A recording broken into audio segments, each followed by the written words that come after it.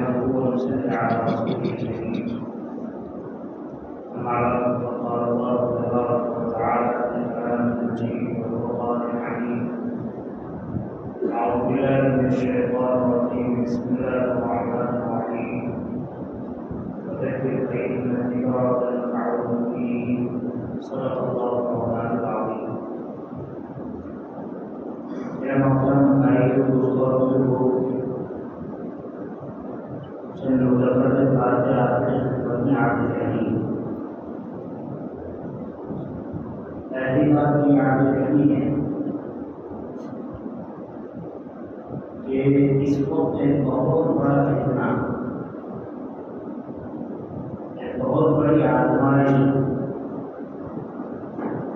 دین سے دوری کے اعتبار سے یہ ہے کہ جس طرح ہم مسلمانوں کے دلوں سے شعائر اسلام کی عظمت دور ہو رہی ہے، علماء اسلام کی قدر و منزلت بھی ختم ہو رہی ہے. میں سمجھتا ہوں کہ دشمنان دین بلکہ نفس و شیطان اس وقت پوری طرح کامیاب سمجھے جائیں گے جب انسان اپنے علماء ربانیین سے بغض و عداوت رکھنے لگے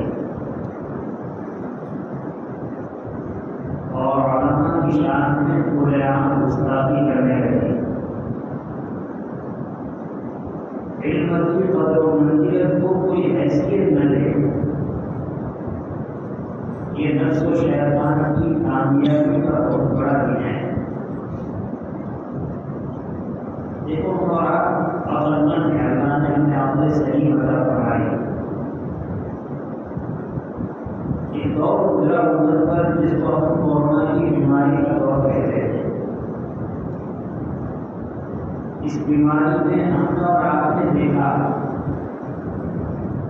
کہ جو بیمار ہے وہ بھی اور جو بیمار نہیں ہے وہ بھی اپنی صحت کا پورا خیال کرنے لگا، اپنی صحت کی پوری حفاظت کرنے لگا. بیمار ہے تو وہ علاج کے ذریعے اور بیمار نہیں ہے تو پرہیز کے ذریعے.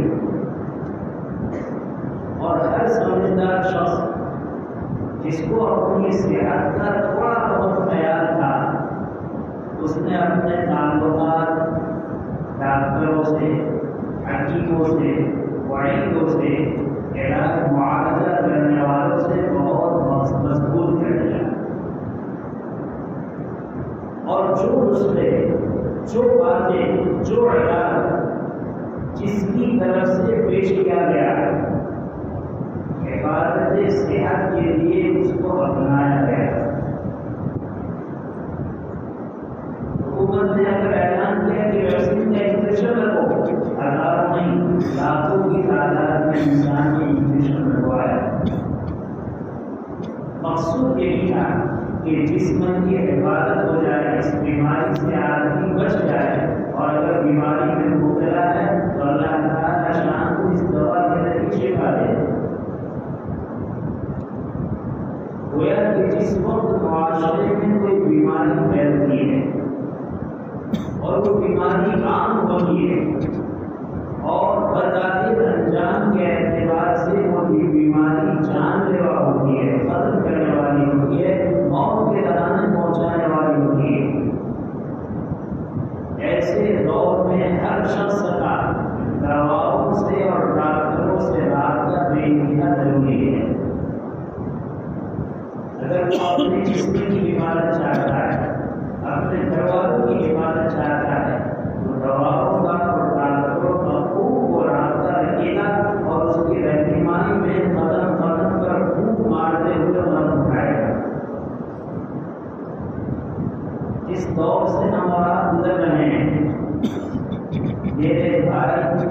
ہم مسلمانوں کے لیے، اہل اسلام کے لیے، ایمان والوں کے لیے ایمانی اعتبار سے، اسلامی اعتبار سے کورونا کا دور ہے.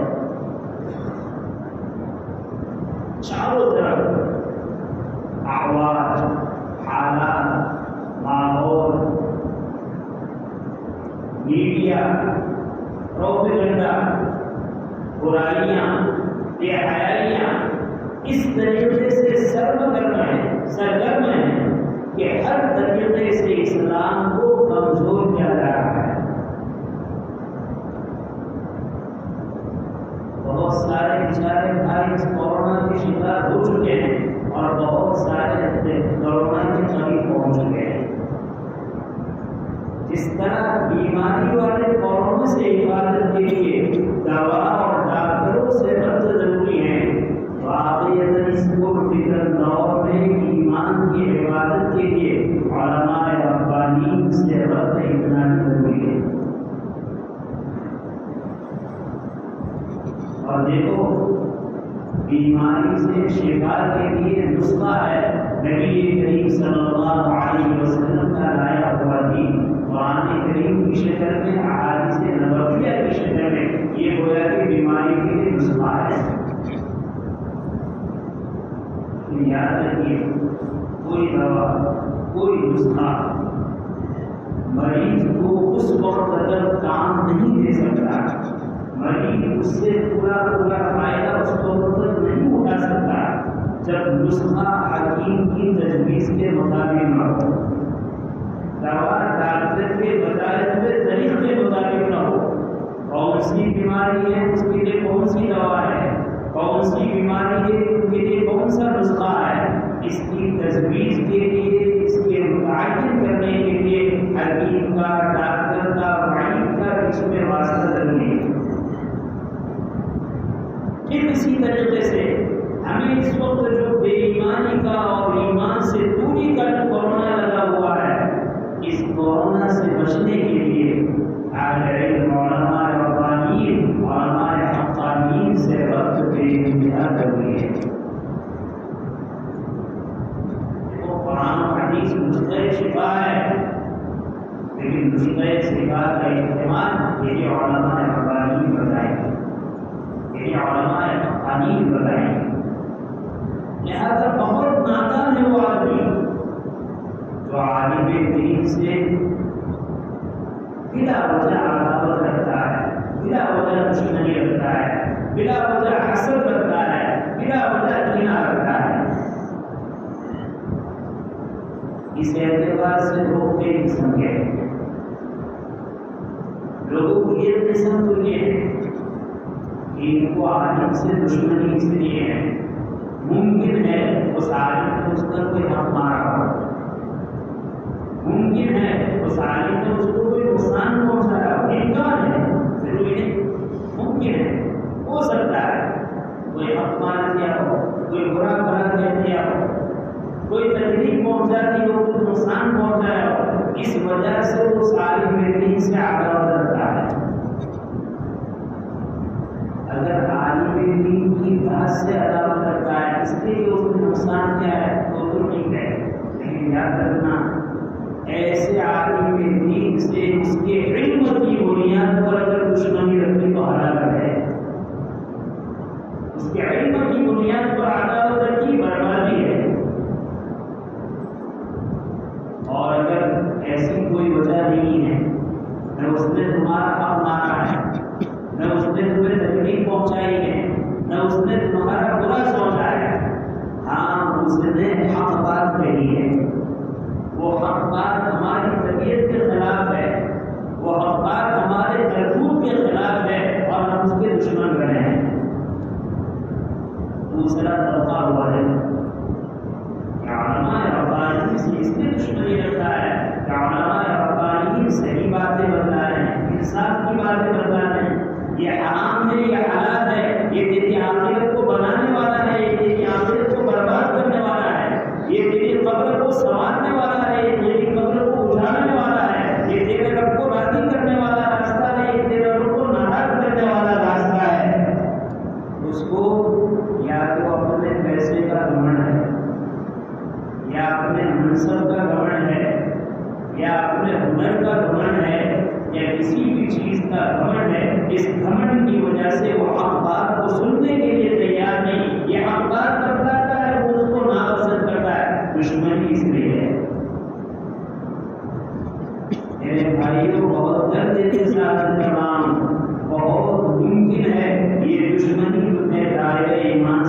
ڈال دے، یہ دشمنی ہلاکت اور گمراہی میں ڈال دے۔ دیکھو علماء ربانی سے دشمنی، علماء سے دشمنی نہیں ہے، یہ قرآن و سنت سے دشمنی ہے، اللہ کے احکام سے دشمنی ہے، نبی کریم صلی اللہ علیہ وسلم کے ارشادات سے دشمنی ہے۔ اس لیے جو اپنی ذات کی بات نہیں کہتا ہے وہ قرآن و سنت کو پیش کرتا ہے۔ سوچ لینا چاہیے ہم دشمنی کس کی کر رہے ہیں، کسی عالم کی ذات کی دشمنی کر رہے ہیں یا اس عالم کے واسطے قرآن و سنت کی دشمنی کر رہے ہیں۔ اور یاد رکھیے علماء دو قسم کے ہیں، بشر ہے، انسان ہے، غلطی اور کوتاہی سے کوئی خالی نہیں۔ ممکن ہے تمہیں دشمنی اس وجہ سے ہے، تمہارا تو مارا نہیں، تمہیں تو برا بھلا نہیں کہا ہے، تمہیں تو نقصان نہیں پہنچانا ہے، لیکن اپنی عملی زندگی کے اعتبار سے وہ بے عمل ہے، تمہیں اس لیے دشمنی ہے۔ تو میرے بھائی اس وجہ سے بھی ایک عالم سے دشمنی صحیح نہیں ہے۔ کیوں؟ اللہ نے اس کو علم دیا ہے، اور سلف کا تجربہ یہ ہے، لوگوں کا تجربہ یہ ہے، واقعیت اگر اس کے علم میں صحیح ہے، آگ کو راہ سے ہٹا ہوا ہے، مرنے سے پہلے اللہ تعالیٰ اس کو ہدایت دیں گے، اس کی لفظوں کو معاف کریں گے اور اس کو اپنا مقرر بنا دیں گے۔ اسی لیے بڑی عجیب بات ہے، شاید فرمائی حکیم محمد حضرت خانوی رحمہ اللہ ہوئے دو عالم ہے، ایک عالم دین اپنی ذات کے اعتبار سے عمل کے اندر کمزور ہے، ہوتا ہے، عملی زندگی ان کی ٹھیک نہیں ہے، ایسا دو عالم میں بھی عمل ہے، اور دوسرا عالم وہ ہے جو عمل ہے۔ وہ ادب احترام کے اعتبار سے، عزت اور مان مرتبے کے اعتبار سے ہر مسلمان کے لیے یہ دونوں عالم قابل احترام ہے، واجب احترام ہے۔ ہاں، رہنمائی کس سے حاصل کی جائے گی، ابتدا کس کا کیا جائے گا، کس کے نقش قدم پر چلا جائے گا، وہ عالم جو عالم ربانی ہے اپنے علم کے ساتھ وہ عامل ہے۔ اور مثال اس کی بڑی عجیب پیش فرمائی، کہا کہ دیکھو قرآن کریم کے نسخے ہیں، ایک نسخہ تو وہ ہے جو پریس والوں نے بالکل صحیح اس کو چھاپا ہے، اور ایک نسخہ ایسا ہے کہ چھاپنے والے نے غلطی ہے اور غلطی کی وجہ سے اس کو غلط چھاپ دیا ہے، کہیں حرف بدل گیا، کہیں لفظ بدل گیا، کہیں زبر زیر بدل گئے، کہیں پیش بدل گیا، کہیں ادھر ادھر ہو گئی، کہیں آیت میں آدھی آیت ادھر آ گئی، آدھی آیت ادھر آ گئی، نسخہ غلط چھاپ گیا۔ تو غلط چھپا ہوا نسخہ قرآن کریم کا فی نفسی، قرآن کریم ہونے سے اس کا ادب احترام واجب ہے، اس کی بے ادبی جائز نہیں۔ قرآن ہے، چھپائی میں غلطی ہوئی ہے، اس غلطی کی وجہ سے اس کو پڑھنا نہیں جائے گا، لیکن ادب احترام وہی کیا جائے گا جو صحیح چھپے ہوئے اس پہ ڈالے۔ تو وہ عالم دین جو عالم دین اپنے اعتبار سے، عمل کے اعتبار سے ہوتا ہے، بدعمل ہے، قابل احترام وہ بھی ہیں۔ ہاں، اتباع ان کے عمل کا برائیوں میں، بدعملیوں میں نہ کیا جائے، لیکن قابل احترام وہ بھی ہیں، وہ غلط و قرآن ہے جو چھپا ہوا غلط ہے۔ اور وہ عالم دین جو اللہ کے فضل سے علم کے ساتھ عمل بھی ہے، تو میرے بھائی وہ عالم دین جہاں واجب الاحترام ہے وہاں قابل اتباع بھی ہے، واجب الاحترام ہے وہاں قابل اتباع بھی ہے، ان کا اتباع کیا جائے گا۔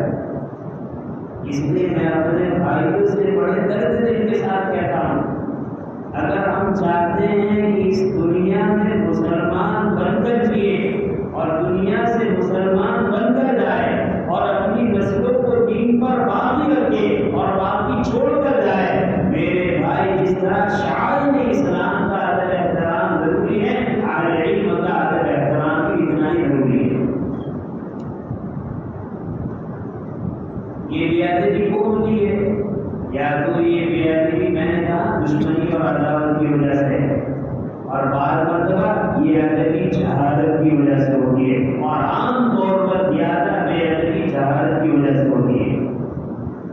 کوئی اللہ تعالیٰ کوئی عالم دین کی بات کہتا ہے، وہ ہماری طبیعت کے خلاف ہے، ہمارے عمل کے خلاف ہے، ہماری سوچ کے خلاف ہے، بات کو قبول کرنا تو دور کی بات، اس عالم کے خلاف زبان لگانی شروع کر دیتے ہیں، اس عالم کے خلاف بلواز شروع کر دیتے ہیں، اس عالم کے خلاف گالی گلوچ شروع کر دیتے ہیں، اور پھر اتنا چلتا ہے کہ بعد اس کا مشورہ یہی ہو جاتا ہے۔ رشید میں اور عالم حضرت مولانا رشید احمد گنگوئی رحمۃ اللہ علیہ کا یہ ارشاد لکھا ہوا ہے، جس کا خلاصہ یہ ہے کہ میرے بھائیوں، اہل علم کی توہین سے بچو۔ جو اہل علم کی توہین کرتا ہے اور بغیر معافی کے مرتا ہے، اگر نہ یقین آئے تو قبر کھود کر دو، دیکھ لو مسلمان بھائیوں نے ان کو کرداروں منہ کر کے سنایا ہے، اللہ نے ان کو منہ کو پلٹ دیا ہے۔ دیکھو ہم میں جہالت ہے، ہم میں علم نہیں ہے، لہذا ہمارا کام تو یہ ہے اپنے اہل علم سے بات کو سنیں، متوجہ ادب کے ساتھ سنیں، دھیان کے ساتھ سنیں، قبول کریں اور اس پر عمل کریں، اور خدا نہ خواستہ ہمیں عمل نہیں کرنا ہے، خاموش رہے، ہمیں سمجھ میں نہ آئے خاموش رہے، لب کشائی بکواس زبان لڑانی اس کی عیب جوئی ہمارے لیے ہلاکت کے علاوہ کوئی اس کا راستہ نہیں ہے۔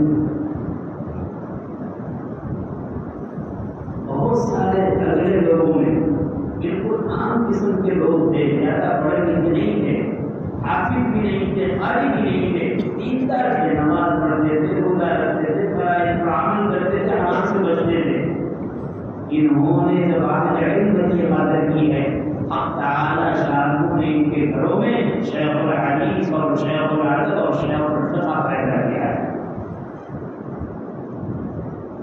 ہمارے قریب میں بستی قصبہ رادے، اس میں بہت مشہور ادارہ ہے جامعہ حسینیہ رادے، ان کے شیخ الحدیث گزرے ہیں ہمارے قریب میں شیخ الحدیث حضرت مولانا احمد اللہ صاحب نور اللہ مرحبا، بہت سارے لوگ جانتے ہیں، بہت سارے ان کو دیکھا بھی ہے، ان کے بیانات کو بھی سنا ہے۔ وہ کسی بڑے عالم باپ کے بیٹے نہیں تھے، ان کے والد صاحب خواتین تھے، البتہ علماء کا ادب احترام کرتے تھے، علماء کی خدمت کرتے تھے، علماء کی قدر کرتے تھے۔ اس کا نتیجہ یہ ہوا کہ اس آذان دینے والے آدمی کے گھر میں ہم تعالی شان نے اتنا بڑا محدث، اتنا بڑا عالم، اتنا بڑا مفسر پیدا فرمایا۔ اور میرے بھائی یہ بھی دیکھا گیا جن لوگوں نے اہل علم کی نابرابری کی، اس نابرابری کا خمیازہ ایسا بھگتنا پڑا کہ زندگی میں ان کی اولادوں نے ان کو مارا اور پیٹا، ذلیل ہوئے اور ذلیل الخال ہو کر دنیا سے رخصت ہوئے۔